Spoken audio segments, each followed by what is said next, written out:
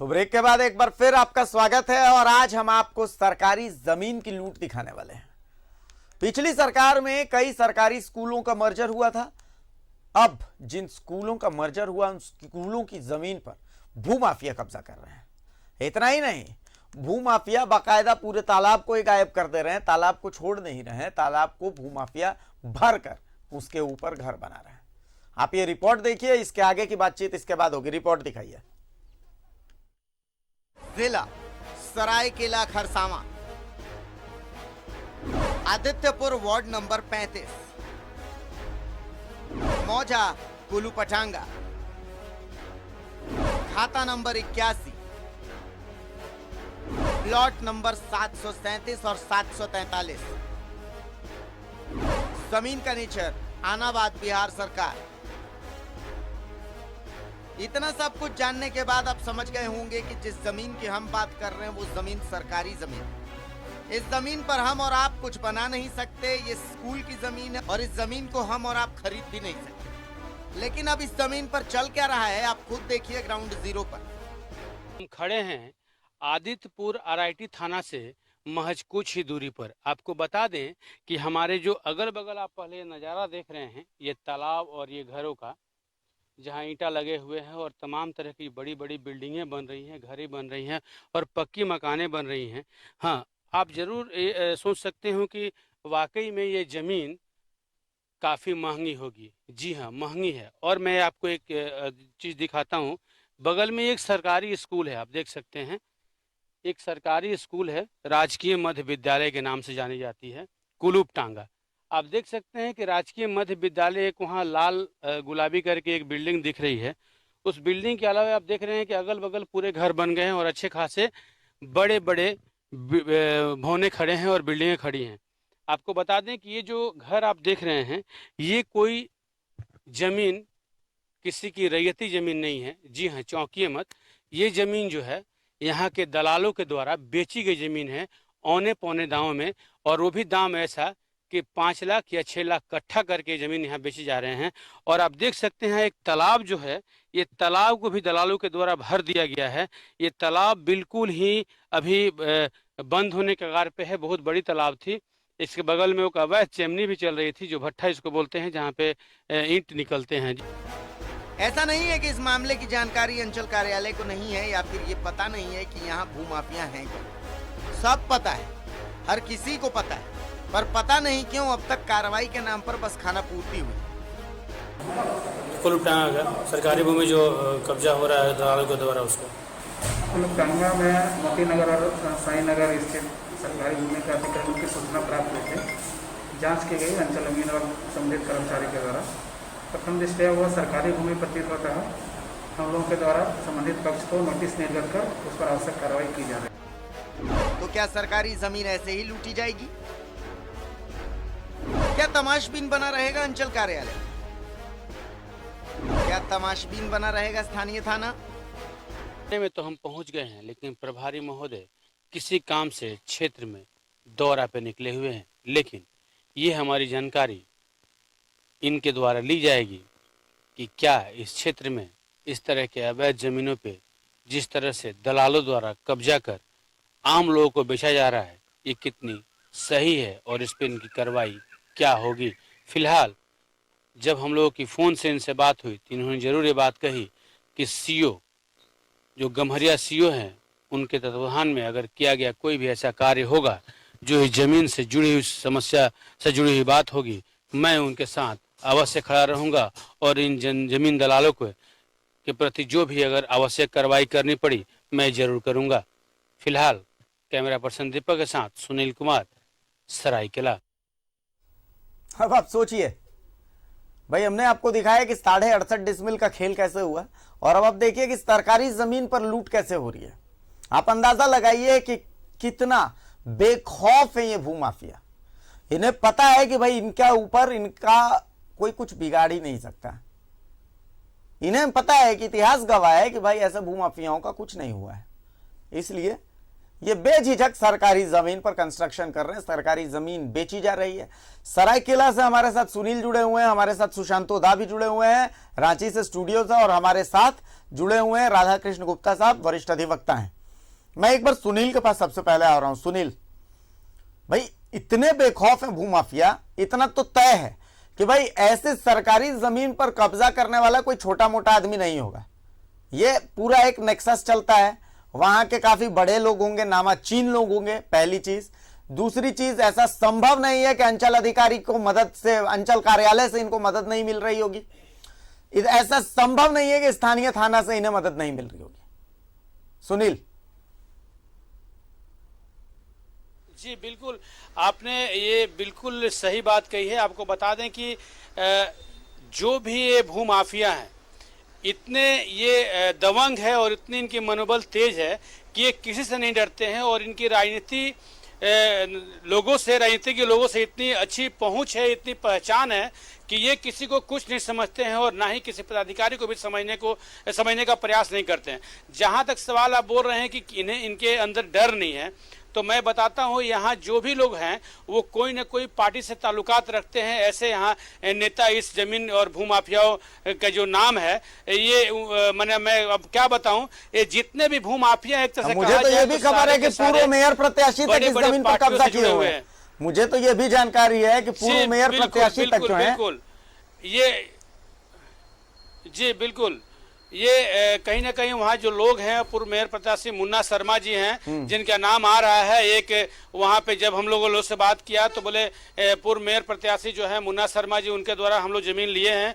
और दूसरी बात, वहाँ लोगों ने कहा कि हमारे नाम को मत बताइएगा, और उन्होंने जो नाम बताया, एक बिमल दास, जिसको डाकू दा करके वहाँ पे लोग जानता है। यहाँ तक कि पूर्व पार्षद जो मनोज राय पूर्व पार्षद है, उनकी भी नाम आ रही है, उनकी पत्नी अभी, और वर्तमान में उनकी पत्नी रीता देवी, फिलहाल वर्तमान पत्नी रीता देवी भी पार्षद है। और मैं आपको बता दूं कि इससे पहले भी एक 18 नंबर वार्ड में पार्षद के द्वारा ही जमीन हथियाने की भी खबर चली थी, जिस पे मतलब अभी रोक लगी है। लेकिन अगर बात कहें तो ये जितने भी अधिकारी हैं और जितने भी अपने आप में नामचीन हैं, वो जमीन के खेल में 100% घुसे हुए हैं, और कहीं से भी इन्हें प्रशासन का या मीडिया का भी खौफ नहीं है। मीडिया अगर जाता है तो लोग ये कहते हैं क्या करेगा मीडिया, 4 दिन बोलेगा और शांत हो जाएगा। लेकिन हमने ये उनको आश्वस्त कर दिया है कि ये न्यूज 11 है, और न्यूज 11 की एक मुहिम है। आपने जितने राजस्व का जो घाटा किए हैं वैसा न्यूज 11 होने देगा। राज्य के साथ है, देश के साथ है ये न्यूज 11। बिल्कुल बिल्कुल अपने जब जो तक भी तोड़ेंगे नहीं तब तक छोड़ेंगे नहीं। सुनील, क्योंकि हमारे संदेश पहुंचा दीजिएगा, जब तक तोड़ेंगे नहीं तब तक छोड़ेंगे नहीं। चलिए सुशांतो दा, सारी बातें आपने सुन ली, अब देखिए आप कितने बेखौफ हैं भूमाफिया। देखिए, आपको ये बता दें कि वो सरकारी सिर्फ स्कूल नहीं, वो जो तालाब है उस पर भी पानी मिट्टी डाल के वो घर बनाने के अधिकार नहीं है।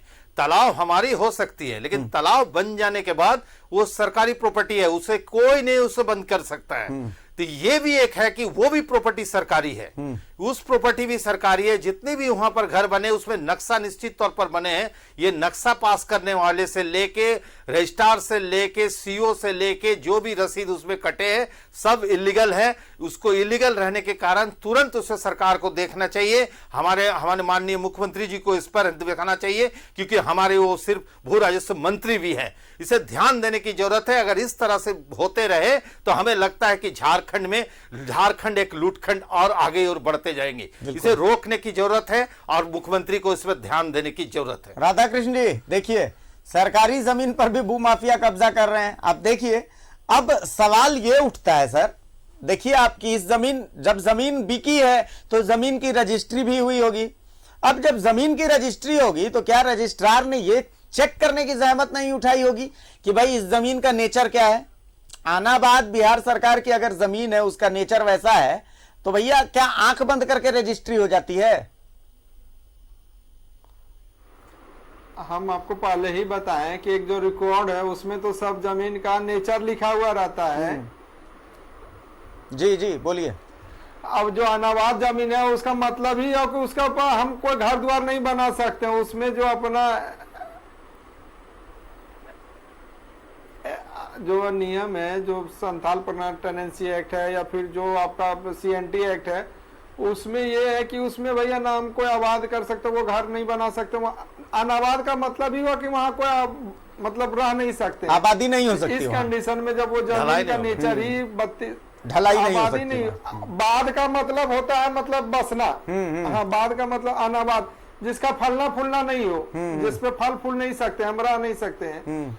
तो जब वो जमीन खतियान में अनाबाद रजिस्टर्ड है, वो बिहार सरकार, झारखंड सरकार सिर्फ उसका कुछ सरकारी काम के लिए यूज कर सकते हैं, खेती नहीं होने लायक जमीन वो होती है, तो उसको रजिस्ट्री किया ही नहीं जा सकता था। वो अगर रिकॉर्ड मिलान करते तो नहीं करते, रिकॉर्ड के साथ साथ छेड़छाड़ करके सारे सभी लोग को नहीं कह सकते, लेकिन कुछ लोग होंगे जो उस नेक्सस में मिले होंगे। और आपके चैनल के माध्यम से बार बार सभी अंचल अधिकारी या फिर रजिस्ट्रार, सब रजिस्ट्रार, सभी के बारे में ऐसा चलाया जा रहा, फिर भी लोग जागरूक नहीं होते कि भाई ऐसे करेंगे तो हम फंस जाएंगे। उस तरह का उस पर 2 चार्ज बनते हैं, एक तो क्रिमिनल केस बनेंगे, दूसरा कि उस पर डिपार्टमेंटल प्रोसीडिंग इनिशिएट होना चाहिए, इमीडिएट होना चाहिए। माननीय मुख्यमंत्री जी करने का कोशिश कर रहे, लेकिन करे तो करे क्या, सारे जगह तो भ्रष्टाचार इतना चरम पर फैला हुआ है, और ऊपर से ये कोरोना काल में मुख्यमंत्री जी अस्त व्यस्त हो गए हैं। बिल्कुल, मुख्यमंत्री जी ध्यान देंगे इस विषय पे। हम लोग को उम्मीद है कि अब इस बात से तो सहमत है, बिल्कुल सही बात है। कोरोना ने सब चीज पर लगाम लगा दी है। लेकिन मैं एक बार सुनील के पास आना चाहूंगा। सुनील, अब सवाल यह उठता है कि अंचल कार्यालय कह रहा है कि हाँ भाई हमें जानकारी है, तय है कि अगर अंचल कार्यालय को जानकारी है तो स्थानीय थाने को भी जानकारी होगी। जहां जिस थाने की आप बात कर रहे हैं, RIT थाने की शायद आप बात कर रहे हैं, तो RIT थाना शायद वहां से बहुत ज्यादा दूरी पर है नहीं। आप जिस क्षेत्र की बात कर रहे हैं, जहां तक मेरी समझ कहती है कि इसे आदित्यपुर 2 कहा जाता है, जहां तक मैं जानता हूं, शायद हो सकता है कि मैं गलत हूं, लेकिन शायद इसे आदित्यपुर 2 कहा जाता है। क्या सरायकेला DC तक ये खबर पहुंची है? क्या सरायकेला DC को इस मामले की जानकारी है, या ऐसा है कि भाई वहां भी जानकारी है, वो भी मतलब सोए हुए हैं, वो भी ऐसा है कि इस पर एक्शन नहीं लेना चाहते? सर, सबसे पहले मैं एक बात आश्वस्त कर दूं कि ये जो जमीन है, ये जमीन बिल्कुल अनाबाद बिहार सरकार है, इसमें कोई डाउट नहीं है। ठीक है। लेकिन सबसे पहली बात यह है कि इस जमीन की ना तो रजिस्ट्री किसने कराई है और ना ही दलालों ने इस जमीन की रजिस्ट्री करने की जहमत उठाई है, क्योंकि ये जो जमीन है बिल्कुल ही अनाबाद बिहार सरकार है, जो वहां घर बना कर रहे हैं। सबसे बड़ी बात है कि 5 लाख रुपया करके इन्होंने एक एरिया तय कर दिया है कि ये 5 लाख रुपया आप दीजिए और इस पर घर बनाइए। और लोग जो हैं, लोग कितने मूर्ख हैं कि उस पे 2 तल्ला और 2nd floor 3rd floor story खड़ा कर रहे हैं। और सबसे बड़ी बात कि स्थानीय प्रशासन और स्थानीय ब्लॉक जो महज वहां से 6 किलोमीटर भी नहीं है, जो वहां थाना है वहां से आधे किलोमीटर 1 किलोमीटर के आसपास में आता है, वहां आज कई सालों से जमीन का वहां बंदरबाट हो रहा है। और दूसरी बात, जो ये बंदरबाट करने वाले हैं जमीन की, वो 10 एकड़, आपको सबसे बड़ी बात 10 एकड़ की जमीन है। और 10 एकड़ की जो जमीन है वो आप जोड़ लीजिए, 5 लाख रुपए का रेट है वहां पे। किसी को भी 1 कट्ठा 2 कट्ठा लेना है, वो जो दलाल आते हैं, उनके आदमी आते हैं, वो अब से रस्सी से नाप देते हैं, भैया ये आपकी जमीन हो गई। और दूसरी बात, गम्हरिया ब्लॉक में अभी तक जितने 4 साल में CO रहे हैं, उनकी अगर कही जाए कि उनकी मिली भगत नहीं हो, तो एक कहीं से भी काटी नहीं जा सकती है कि उनकी मिली भगत नहीं है। ये 100% उनकी मिली भगत है। और दूसरी बात, जो वहां पे गांव वालों का तालाब है, गांव वाले का तालाब को करीब करीब 75% भर दिया गया और उसमें भी प्लॉटिंग काटा जा रहा है। और सबसे बड़ी बात मैं बताता हूं कि CNT एक्ट की भी वहां पे भूमि है और उस जमीन को भी दलाल लोग एग्रीमेंट कर के बेच रहे हैं, और जिसका रेट 7 लाख 8 लाख रुपया पर 1000 स्क्वायर फीट की दाम राशि तय की गई है। आप सोच सकते हैं कि ये कितने सक्रिय हैं और कितने लालच। हम तो ये कहें कि आने वाला समय में वहां पे बहुत बड़े घटना भी घट सकती है, क्योंकि वहां पे और दलाल भी कुछ सक्रिय हो गए हैं और सारे लोग मिलके चाहते हैं कि हाँ, उस जमीन को हम हथिया लें, बहुत बड़ी घटना घट सकती है। एक और बात जानना चाहेंगे स्थानीय लोगों में और प्रशासन की कोई ध्यान नहीं है। स्थानीय लोग इसको लेकर के क्या कह रहे हैं? क्योंकि तालाब उनका भरा जा रहा है, तो क्या स्थानीय लोग इसका विरोध नहीं कर रहे हैं? कोई किसी तरीके का विरोध नहीं, कोई आक्रोश नहीं है क्या इसे लेकर के?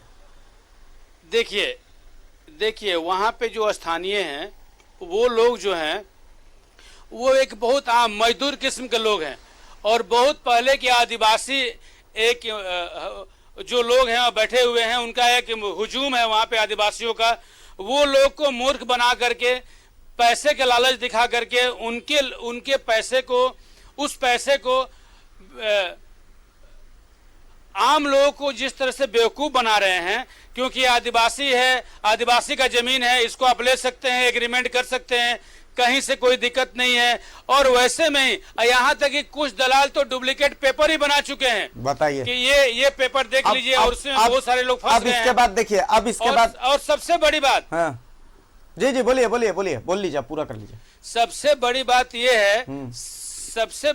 ये है कि वो दलाल वहां इतने सक्रिय हैं कि उस जगह पे ना तो कोई मीडिया, यहाँ तक कि मैं देखिए, मैं ये नहीं कहूँगा कि थोड़ी खराब लग रही है बोलने में, लेकिन वहाँ के स्थानीय कुछ मीडिया के लोग भी हैं, वो भी उसमें मिले हुए हैं। अच्छा चलिए, अब देखिए, लेकिन जब हम लोगों ने उस जमीन पर गया तो ये तय हो गया कि ये न्यूज 11 है, जब तक तोड़ेगा नहीं तब तक छोड़ेगा नहीं। ये वहाँ पे हम लोग ये स्लोगन दे करके आए हैं, लेकिन वो लोग किसी को कुछ समझते नहीं, कोई भी होगा हम किसी को देख लेंगे। चलिए सुशांतो दा, लेकिन वो देखिए ऐसे मामले, ऐसा नहीं है कि ऐसे मामले रांची में नहीं है। रांची में है, हम आपको दे, हम आपको बता दें, रांची एकदम राजधानी के ऊपर नामकुम में एक चाय बागान है, वहां भी आपको रस्सी डाल के सबको जमीन दिए गए हैं, वहां भी करोड़ों रुपया का संपत्ति है, करोड़ों के घर बनाए गए हैं। अच्छा, कमाल की बात है कि लोग खरीद भी रहे हैं। हाँ, खरीद रहे, क्योंकि उन्हें पता है कि उन्हें कोई हटाने वाला नहीं है। 1000 स्क्वायर फीट देना है, चाहे 200 स्क्वायर फीट देना है, किसी को एक है, कुछ कोई भी जमीन देना है, 5 कट्ठा देना है, नाप लेंगे, रस्सी सर वहां घर बना दीजिए। आज देने वाला कौन? वो आएंगे, लगता है कि वो जमींदार है वहां का, आके बोलेंगे ये वाला जमीन आपका हो गया, अंगुली लगा के, अब वो उसमें वो घर बना लिए। हमारे बहुत सारे मित्र हैं बाहर से आए, जो झारखंड से ही है रिलेटेड, लेकिन इधर उधर से आए, वहां जाके खरीद लिए, 2 लाख 5 लाख 20 लाख में जमीन खरीद ली और घर भी बना लिए। अब उसे कोई चिंता नहीं, उसका रोड भी बन गया। और सबसे बड़ी बात है कि वहां के जो एमएलए, पूर्व एमएलए थे, वहां रोड भी बनवा दिए। वो पैसा कहां से आया? वो पैसा, वो रोड कैसे बना? सरकारी जमीन पर, जो जमीन का कोई नहीं है, वहां चाय बागान थे, उसको भी। तो रांची जब शहर के ऊपर ऐसा हो सकता है, हम तो चाहेंगे कि ये सरकार इसे जांच करे, हमारे रांची के भी जांच करे, जमशेदपुर की भी जांच करे। हर जगह इस तरह से सरकारी भूमियों पर घर बनाए गए हैं, और 1-2 नहीं, हजारों घर आपको मिलेंगे जो आपको इस तरह से बनाए गए हैं। अच्छा, उससे भी बड़ी बात देखिए, समझ में आता है कि जिसके पास घर नहीं है उसने झोपड़ी बना ली, फूस का मकान बना लिया, तो वो बात समझ में आती है कि चलिए इसके पास कोई जगह नहीं थी, ठौर नहीं था, तो सरकारी जमीन पर इसने एक छोटा सा ठौर बना लिया कि भाई किसी तरीके से इसका जीवन गुजर बसर हो रहा है। गरीब आदमी ये वहां पर रह रहा है, गरीब मजदूर है, भीख मांगने वाला है, इस तरीके के लोग हैं, तो बात समझ में आती है, मुझे समझ में आती है कि ठीक है इनके पास कोई ठौर नहीं है।